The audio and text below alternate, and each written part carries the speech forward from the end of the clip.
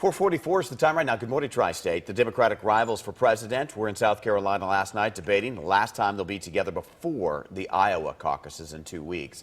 That's where they'll face off at the ballot box, well, for the first time in the primary. Last night, they faced off at a debate as polls show Bernie Sanders could upset the frontrunner Hillary Clinton in Iowa and in New Hampshire. ABC's Elizabeth Hurd now tells more.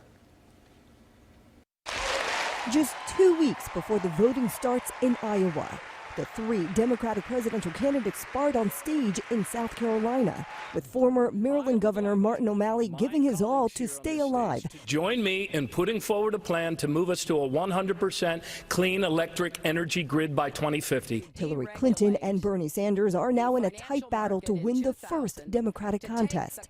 And on this night, the first issue tackled, gun control. He has voted with the NRA, with the gun lobby, numerous times. He voted against the Brady bill 5 times.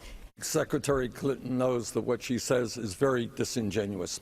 I have a D- voting record from the NRA. The exchanges heated at times, discussing the economy and health care. I want us to defend and build on the Affordable Care Act and improve it. My proposal: provide health care to all people, get private insurance out of health insurance.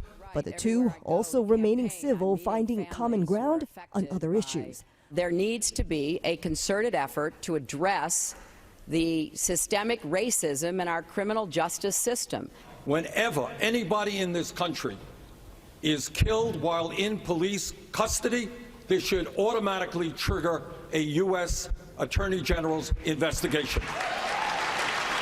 And so now it's on to the Iowa caucus, where the race is still tight between Hillary and Bernie. But nationally, a new poll shows Hillary still ahead by 25 points. Elizabeth Hurd, ABC News, New York.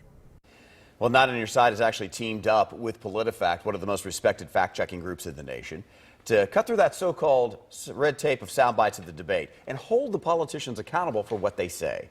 Our first fact check focuses on statements Hillary Clinton made while talking about gun control. She made accusations towards Bernie Sanders and a stance on the issue that we wanted to check up on. He voted for what we call the Charleston loophole. He voted for immunity from gun makers and sellers, which the NRA said was the most important piece of gun legislation in 20 years.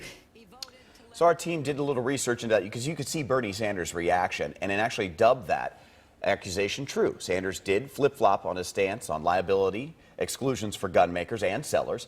And in 2005, Sanders voted for that measure. It provided broad liability exclusions. Now, after months of defending the vote, his position actually started to evolve in October of 2015. 3 months ago, he said that he would take another look at the liability question. And on Saturday, his campaign said that he would support changes. That sounded like a flip-flop to our PolitiFact team, so we rated Clinton's statement as true.